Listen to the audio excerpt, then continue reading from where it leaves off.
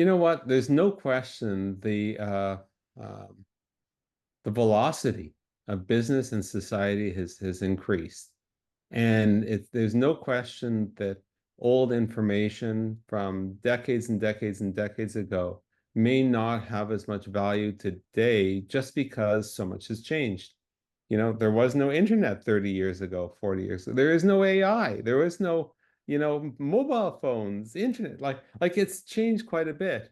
And so really the question for me isn't by the way, and back to the longevity test, when you're able to have gone through a whole bunch of economic cycles and your knowledge is still relevant, right? When you're able to sort of have seen sort of the impact of a lot of these changes, you learn something about change, right? And implementation of change and everything. So, Leah, um, you know, Victor Hugo said famously, there's only so many stories that have ever been told. Okay, we're just telling those stories in different ways. So I do believe there is value in the old information we have. But let me ask you a question, Rania. How many business books do you read every month, approximately?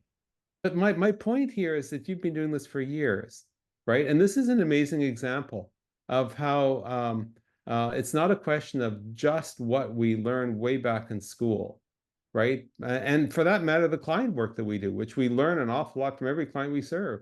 But what are we doing to sort of add new raw material in?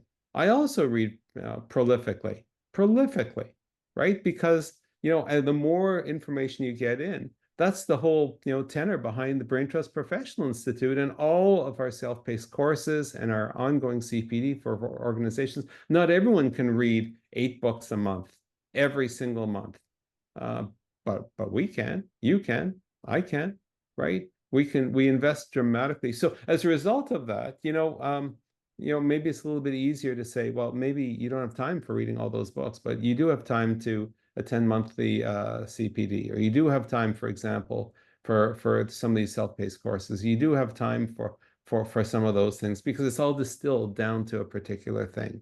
And I think that's really the question of, how relevant is the knowledge?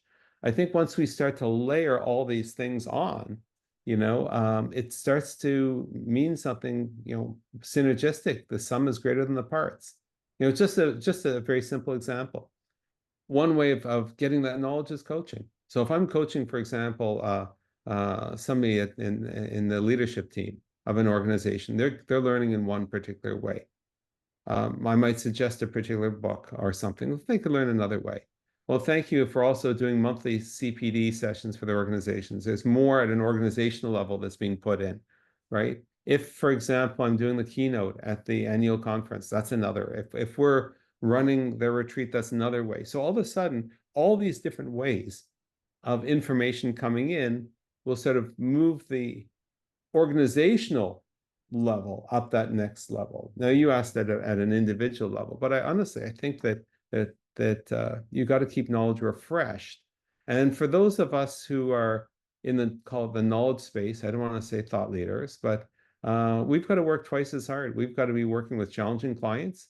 We've got to be doing our own R&D. We've got to be pushing the limit in terms of thinking through some of the ideas, which is kind of why we have all of the content that we continually pump out rather than just content from 15 or 20 years ago. So it's a good question. And I think that not everyone really thinks through about what's actually possible, as opposed to, gee, I did learning a long time ago and maybe that's it.